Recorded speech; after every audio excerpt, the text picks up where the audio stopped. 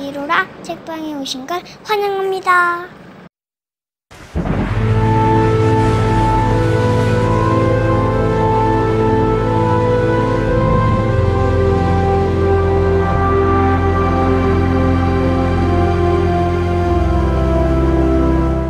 구독과 좋아요 많이 눌러주세요. 자, 안녕하세요. 이루라 책방직입니다. 자, 제가 이제 그 완공을 한 지가 작년 11월에 완공이 됐고 지금 1월까지 지금 개업 준비를 하고 있습니다. 그동안 8개월 동안 제가 이 이루라 책방을 지으면서 있었던 여러 가지 일들에 대해서 여러분과 이렇게 영상으로 한번 얘기를 해보려고 합니다. 이 영상을 찍게 된 계기는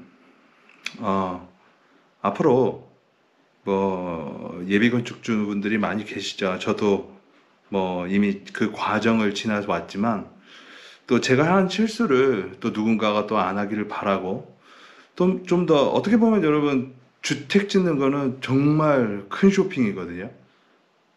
차 다음으로 태어나서 가장 크게 쓰는 비용이 아마 주택 짓는 거겠죠. 자, 그 부분에 대해서 허심탄회하게 건축주 시점에서 한번 이야기해 보려고 합니다. 이 영상은 시리즈로 제작을 할 거예요. 한 번에 얘기를 하기에는 너무 양이 많아서 시리즈로 얘기할 거고요. 한 번에 찍게 되면 찍는 사람도 힘들고 또 보는 사람도 힘들겠죠. 또 게다가 제가 채널 개설한 지가 얼마 안 돼서 구독 또 많이 눌러주시길 바라면서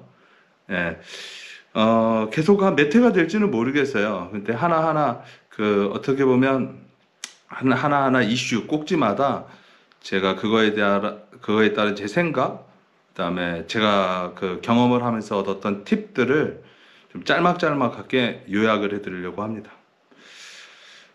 자, 오늘 그 주제는 직영 건축을 추천하지 않는 5가지 이유입니다. 자기는 직영을 해놓고 나서 누군가에겐 직영을 추천하지 않는다? 어떻게 보면 그게 더 진실적인 거겠죠. 그죠? 저도 직영 건축을 지금 이번에 강화도에서 한 게 이제 2번째인데, 처음에는 파주에서 제가 한번 해봤고요. 아시겠지만, 이 시골에서는요, 많이들 직영을 합니다. 실제로 직영을 해요. 이 업자랑 계약을 했지만, 이 부가세 문제나 여러 가지 세금 문제 때문에, 형식적으로는 다 직영이에요. 여러분도 아마 개인 업자랑 건축업자랑 이게 계약을 하게 되다 보면 그 계약 내용을 잘 보셔야 돼요. 이게 직영이냐, 업자 계약이냐, 도급 계약이냐가 나중에 잠재되어 있는 문제가 터졌을 때는 되게 복잡한 형태로 흘러갈 수 있습니다. 이 부분을 좀 조심하셔야 되고요. 자, 오늘 일단 직영 건축을 추천하지 않는 5가지 이유에 대해서 짤막하게 얘기해 보도록 하겠습니다. 첫 번째는 비용입니다. 많은 분들이 직영 건축을 하게 되면 이 업체한테 맡기는 것보다 더 싸게 지을 거라고 생각을 하세요. 저도 그렇게 생각을 했고요. 근데 여러분 인터넷 살펴보니까 저도 어떤 직영을 할 거냐, 업체를 써서 할 거냐, 도급 계약으로 할 거냐 이 고민을 할 때 인터넷에 되게 많이 찾아봤거든요. 어떤 분들은 40%까지도 세이브 할 수 있다. 이런 얘기 하시더라고요. 어마어마한 비용이 짧은 시간 내에 들어가는 거기 때문에 혹하죠. 혹합니다. 근데 제가 실제적으로 직영 건축을 해 봤을 때 도대체 어디서 비용을 세이브할 수 있다라고 생각을 하는지 모르겠어요. 여러분, 도급 계약을 해서 40% 정도 남긴다고 하면 그럼 업자들이 40%의 이익을 본다고 생각을 하시는 건가요? 그 정도 이익을 보지 못할 거예요, 아마. 저도 업자분들 많이 만나보고 얘기 들어보면 업자분들도 그들이 하고 싶은 말도 많아요. 업자들도 질 안 좋은 사람 많은 것만큼 건축주도 안 좋다고 하는 소리도 많이 들었고요. 결론적으로 말을 하면 아낄 수는 있습니다. 그죠? 근데 여러분, 이 건축에 들어가는 품목을 보면 자재비가 있고 인건비가 있고 크게 보면요. 부대 비용이 있겠죠. 근데 인건비는 여러분이 직접 해도 결국 한 사람 몫이 에요. 뭐 여러분이 아마 기공이 아니라고 한다면 결국 조공 비용이에요. 조공 비용. 예. 뭐 13만 원, 15만 원. 뭐 이 정도 비용입니다. 잡부라고 하죠. 왜냐면 뭐 건축주분들이 뭐 건축 일을 해본 기술자들이 아니니까요. 그게 세이브할 수 있는 전부입니다. 예, 자재는 더 비싸질 수 있어요. 예, 그거는 제 두 번째 추천하지 않은 이유에서 말을 할 건데, 왜 그러냐면 여러분, 자재를 내가 직접 보고 직접 결정하다 보면 사람 눈이요, 위로 가지 아래로 가지는 않아요. 그러니까 예를 들어 창호를 할 때도 싸게 할 수 있어요. 근데 여러분 이런 마음이 있죠. 내가 이 집을 지어서 되게 오래 살 건데, 그죠? 그러니 뭐야? 어차피 들어가는 거 좋은 걸로 하자. 그 작은 것들이 모여가지고 어떻게 보면 합리적인 선택보다는 조금 더 비용이 올라갈 수도 있어요. 그렇기 때문에 저는 직영을 하게 되면 비용 절감이 여러분이 생각한 만큼 나지 않는다라고 봐요. 실제적으로 저도 그렇게 나지 않았고요. 자, 두 번째는 정보적인 겁니다. 자, 여러분, 업자분들은요, 10년, 20년 정도 건축업에서 일을 하신 분이에요. 그렇기 때문에 자기 나름대로의 자재를 어디서 떼어오는지, 어디서 인력을 부르는지에 대해서 나름대로의 루트가 있어요. 이제 그런 루트, 그 비밀스러운 루트에서 여러 가지 부조리가 나겠죠. 근데 그 또 꼭 부정적으로만 볼 게 아니라 그런 자기만의 그 루트를 통해서 훨씬 더 일반 소비자들보단 훨씬 더 경쟁력 있는 가격으로 자재를 구입할 수 있거든요. 그러나 여러분, 직영 건축을 하는 건축주는 처음 하는 겁니다. 그죠? 그러니까 그런 여러분 어떤 그 자재상과의 네트워크가 없어요.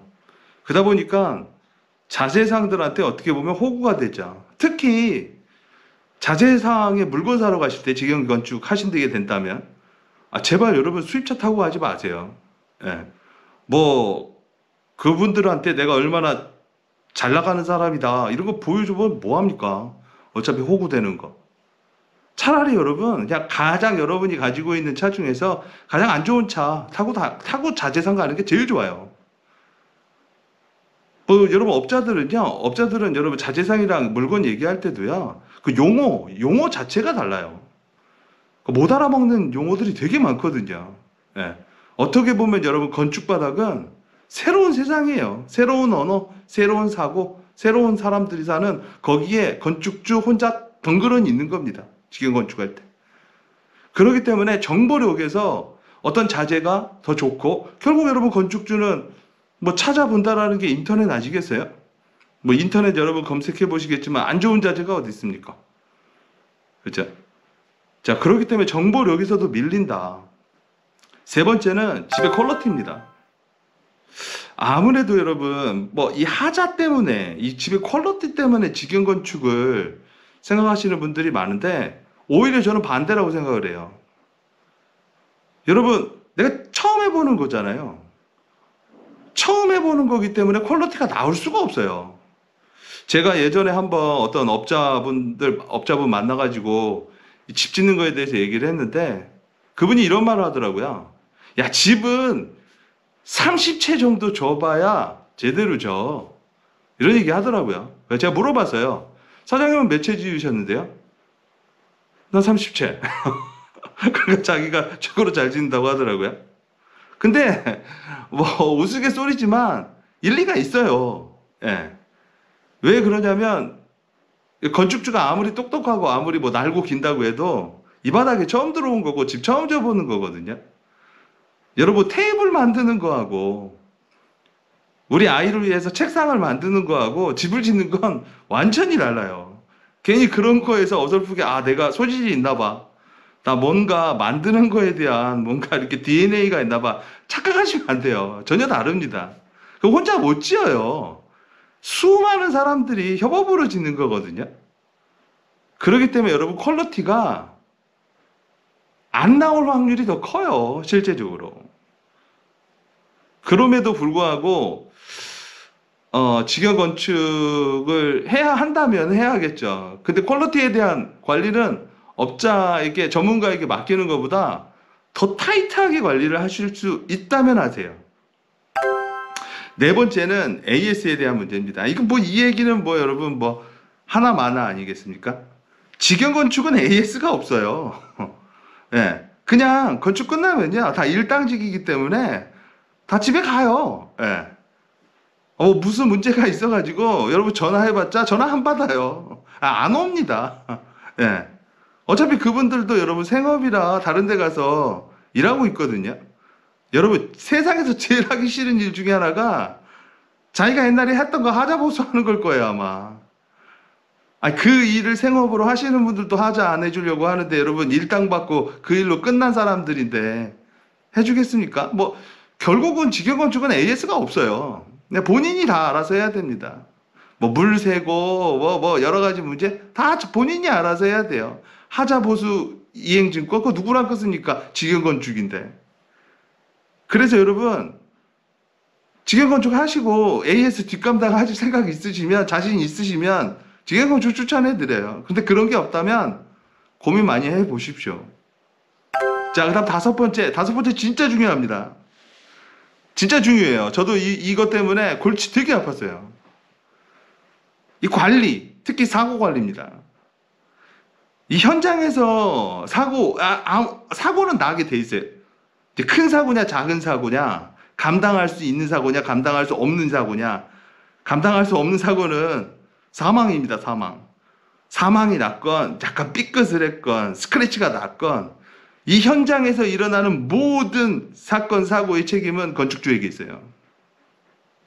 그래서 산재보험을 듭니다. 근데 산재보험이 다가 아니에요. 산재보험도 커버할 수 있는 커버러지가 있어요.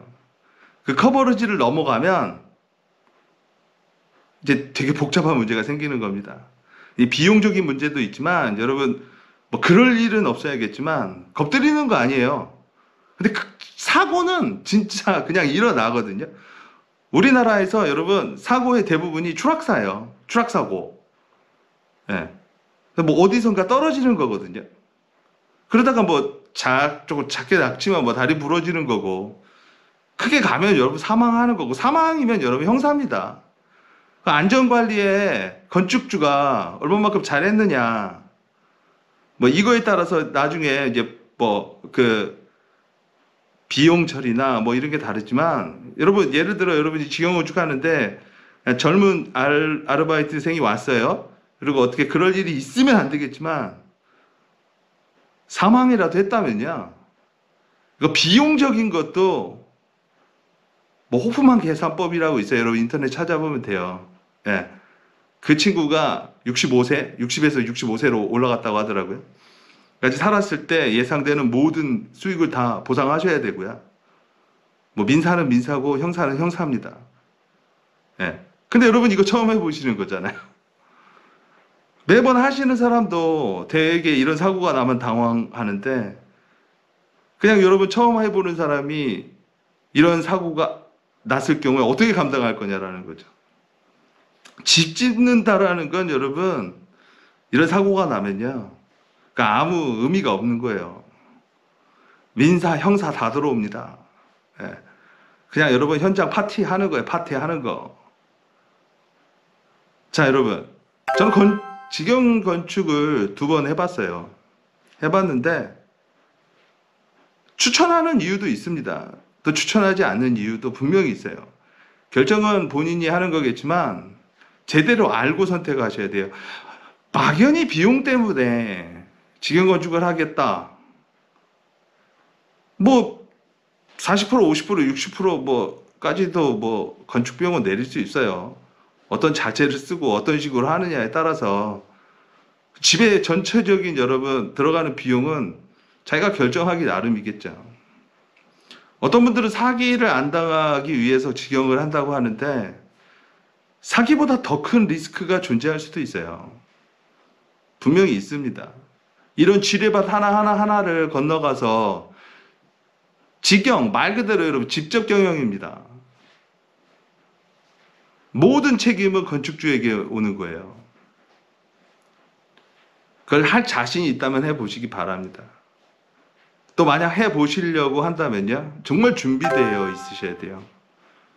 그냥 막연하게 인터넷 몇 번 뒤져보고 누구 몇 번 만나보고 전반적으로 시스템이 건축 현장, 내가 집을 처음부터 이 설계부터 준공까지 전체적인 프로세스를 내가 꿰고 있지 않으면 직영 건축은 추천하지 않습니다.